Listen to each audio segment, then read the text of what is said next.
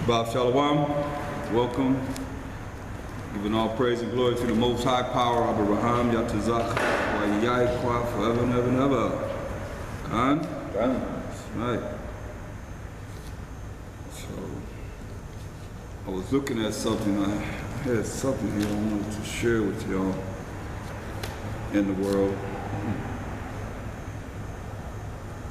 It was pretty interesting. Someone that did statistics, right. One of those tongue twisters for me. I'll do the best I can, I feel.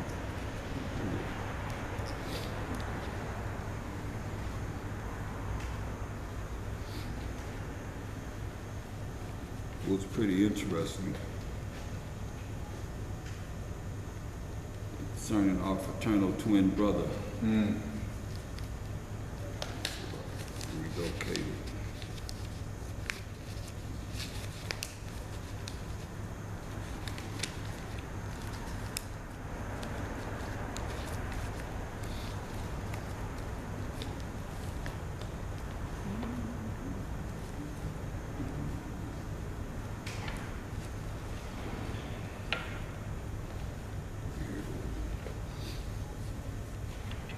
This according to the FBI statistics. It says whites lead in, Edomites lead in incest, child pornography, abduction of children, United States terrorist acts, insurance fraud, police brutality, convictions, hate crimes, mass murderers, inside trading convictions, over $11 million a year, malpractice suits, and convictions on politicians. Just for a few, you know, there's many more that we can think of. But just show you how we're so degraded as a people, and that's the statistic on them. And they're the ones running everything. Regardless of how you might see our people in there, everybody's dealing with the fact that it's their world.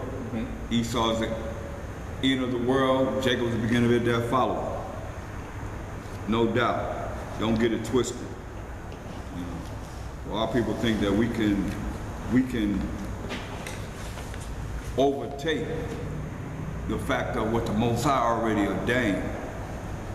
See, most people don't realize the Most High is the one that ruled in the kingdom of men. He allowed everybody to have their opportunity to be able to look at the people that they had in captivity, the children of Israel, the 12 tribes of Israel, and come back to him.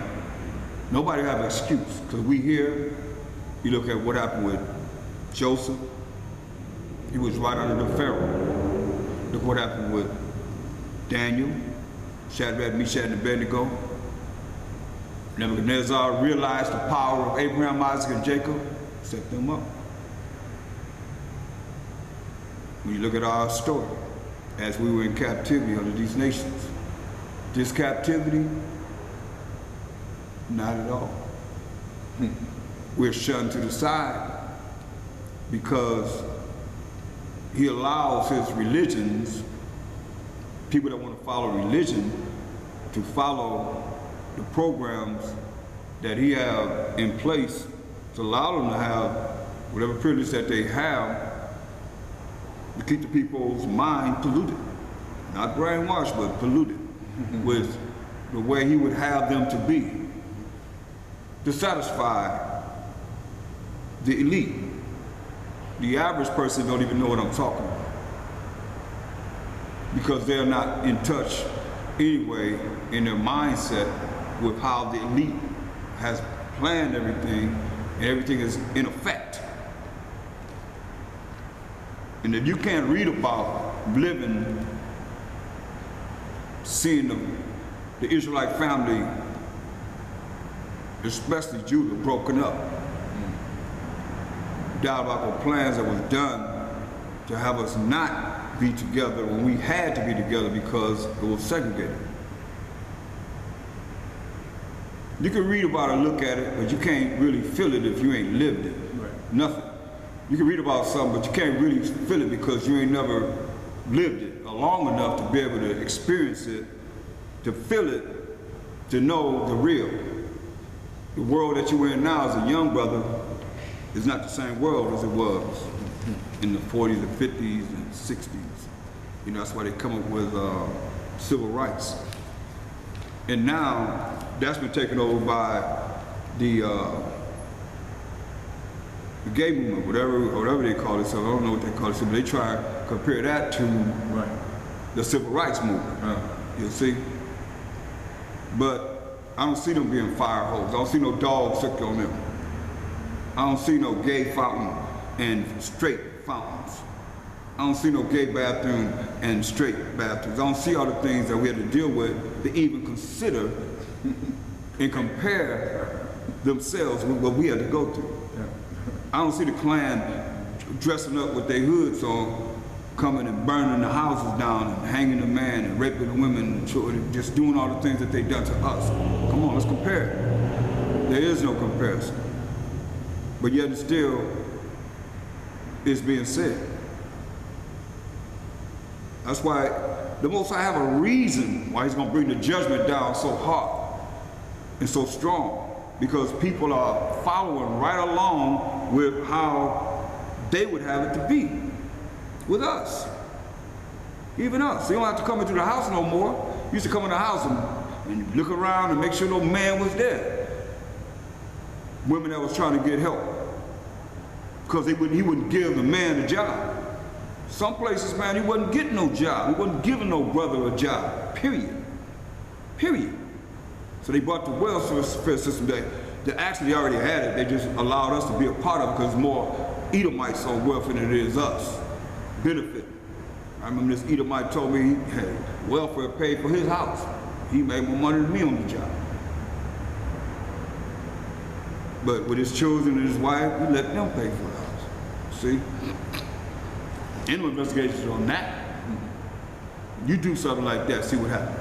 You're right on top of you. I got to report everything, right? So, you know, they come in the house and they look around, make sure no man clothes, nothing. And the next thing you know, he land with the woman. Here come these funny children. Man, ain't none of my baby. Don't look like me. And your mama said, that ain't none of your baby. They know. Here he come, he knew. These are the things that we have been through as a people. You know, I look at, it was very disturbing when the levees broke and I seen the people, they lived in the projects across the street and they had to run to that bridge. They was on the bridge saying, Bush, help us, Bush, looking up in the air. Bush, I mean, come on. I hear nobody crying for the Most High. So you got a reason why you're gonna bring 2/3 of our people down and the rest of these nations that you're gonna allow a remnant of all the nations. People be talking about the remnant of Esau. Yeah, the remnant, you gotta have a remnant of everybody to serve. How do you think it says our gates gonna be open continually, day, not be shut, day nor night, that the forces of the Gentiles may be brought in? It's no different than what we're doing now. You work, you gotta pay taxes. That's tribute in the scripture. So, only it's gonna be a righteous kingdom. Remember, we ain't never crying no more. No more sadness, no more pain, no more sorrow, no more sickness. We're not gonna have to deal with anything except for be happy. And see, it's better than it was, as Esau taught us in slavery, to just serve the master. You got a better place to look forward to once you die. It's gonna be better for you, see what I'm saying? And then you have people that they look at the scriptures and using the New Testament saying that's talking about our master, our slave master, when it's just talking about respect and leadership. Because everything has to have some type of head, so everything has to have some type of order, point blank. Everywhere you go to the job, they're gonna say, that's your supervisor over there. You might talk to the owner of the company.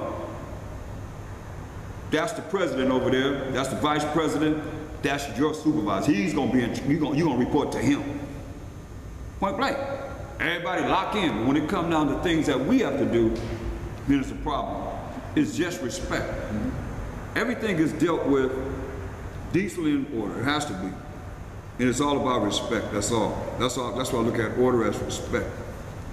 And we respect each other as men, respect each other as women, so that we can do the things that we need to do to make it. Where you gonna run when you're running from the sky? There's nowhere to run. You can't run from the sky. So, and everybody's days are numbered, so all we can do is the best we can while we have these mortal bodies, and the Most High allow us to see another day. That's what give all praise and glory to Him every day. You know, people looking for this, that, and the third, better thank the Most High that it wasn't your day. Some people died last night. They never get a chance to see this day. They died yesterday. Some people dying right now as I'm speaking. It was their time.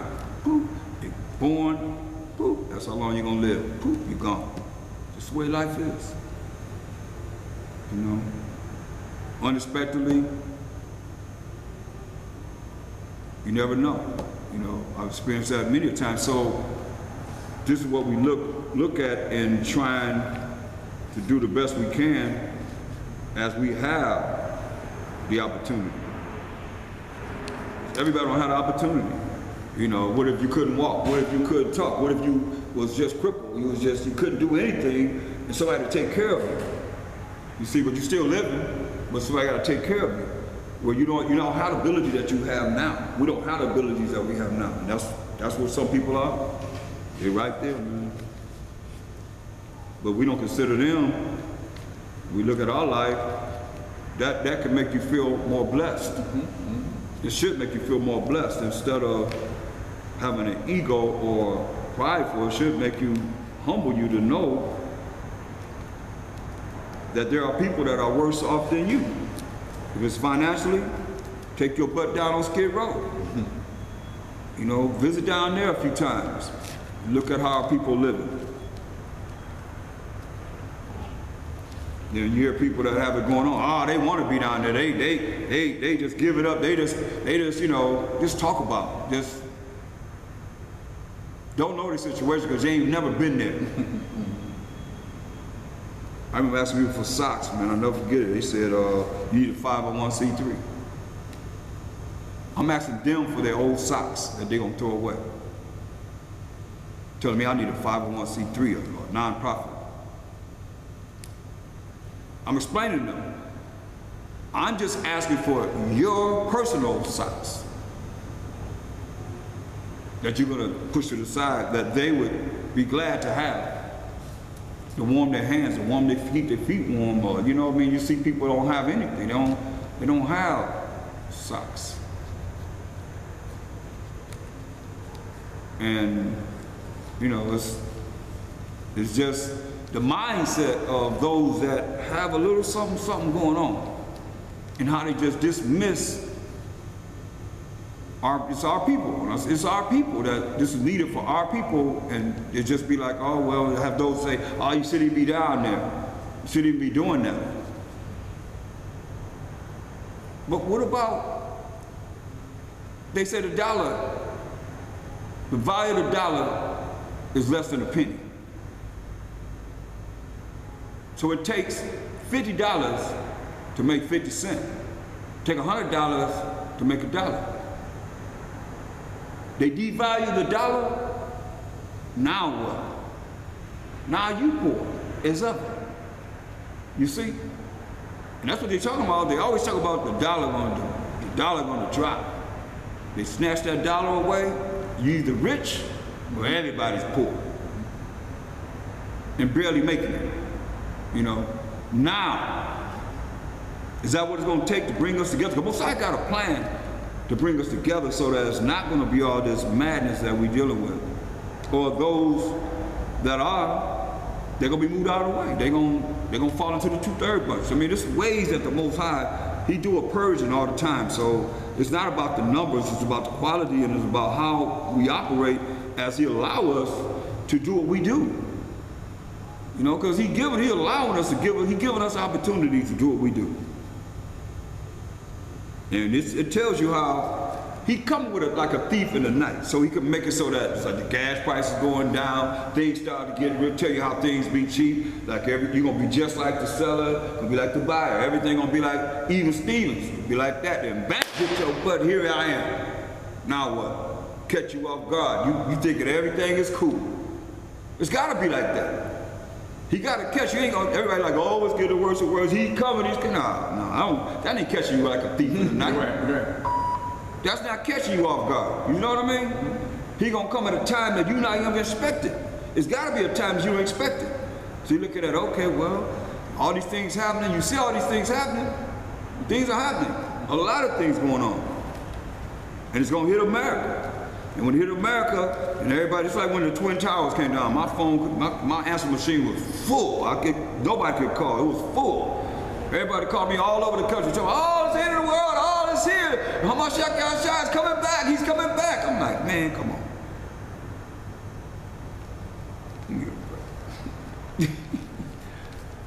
We still here, right? What was that, 2001? Right. We still here, 2015. Oh, the end of the world, 2000. Oh man, it didn't happen. Computer glitch, this, that, and the third, man. It didn't happen. I remember going through that, and I would say, I would even have brothers and sisters count before that time. It was in 1999, and they would count the months and the days. I would bring the scripture where Mashiach Yahshua say, only the Father knows. Only the Most High knows. He don't even know. He said the Most High knows. So how you gonna read it?